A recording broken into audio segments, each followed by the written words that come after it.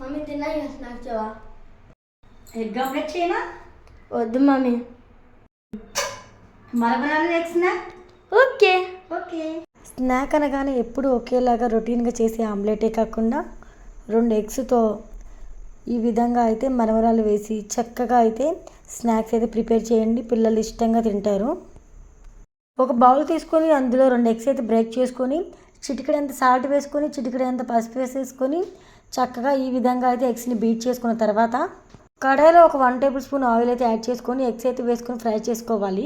ఈ విధంగా eggs fry చేసుకున్న తర్వాత మరమరాలు తీసుకొని ఒక 3 కప్పుల వరకు అయితే వేసుకోవాలి.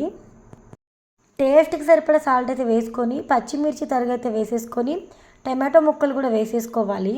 అలానే ఉల్లిపాయ ముక్కలు కూడా వేసుకోవాలండి.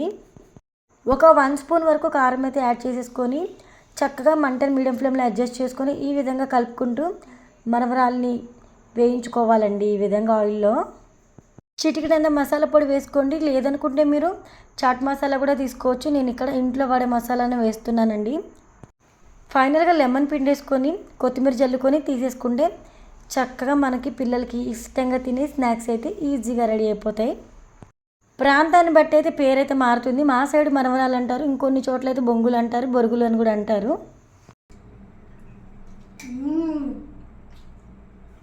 మస్తు మమ్మీ. రోజు మీ స్కూల్ నుంచి వచ్చిన ఈ స్నాక్స్. ఓకే.